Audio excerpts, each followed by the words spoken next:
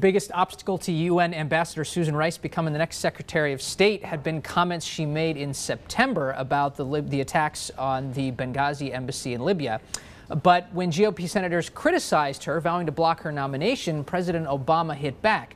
Today, Ms. Rice will meet with three of her big critics in the Senate who've threatened to block her nomination. And our Washington bureau chief, Jerry Seib, resident expert in political gamesmanship, is here to explain what's going on. Jerry, good morning.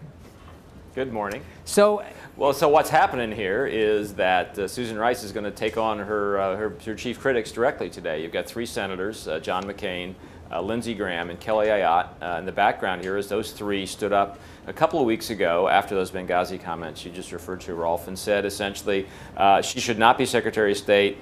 She misrepresented the situation in Benghazi in comments she made on Sunday television talk shows, and Republicans should do whatever is necessary to block her nomination. Well, now they've backed down a little bit, at least rhetorically, and Susan Rice is going to go see them, and this is a prelude to what most people in this town think is her likely nomination anyway. Why have they backed down a little bit? I mean, just 2 weeks ago they were vowing to block the nomination, and now it almost seems like they're preparing to maybe walk back on that pledge to nominate, to block her? Well, I can't imagine any of these three senators actually voting to confirm her as Secretary of State. I suspect what's happening here is that they want to look reasonable, and the key question from the administration is, okay, you can have three Republican senators vote against her nomination. That's not a big deal.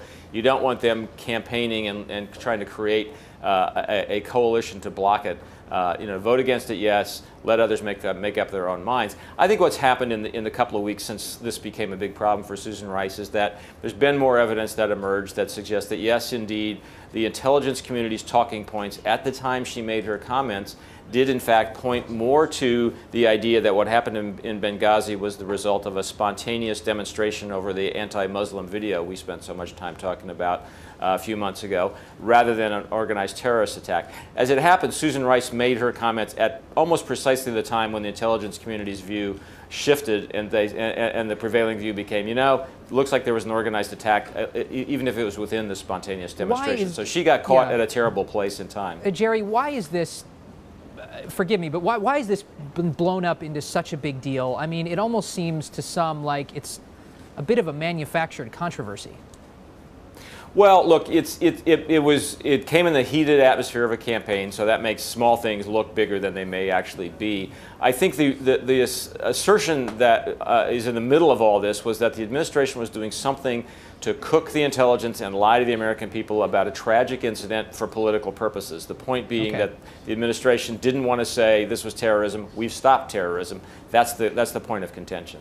Okay. Now, I do want to get to, so it looks like Ms. Rice will be nominated and probably will be confirmed as Secretary of State, correct? And what kind of, who is she really, and what kind of Secretary of State will she be? Well, first of all, I do think she's going to be nominated. It looks that way. If you ask me to guess, which I guess you are, I would guess she'll still be confirmed. There's a tendency to want to give a president his people unless there's a really compelling reason not to. Look, she'll be slightly unconventional. She was United Nations ambassador the last 4 years, handled a lot of tricky business there, including lots of actions on sanctions with Iran.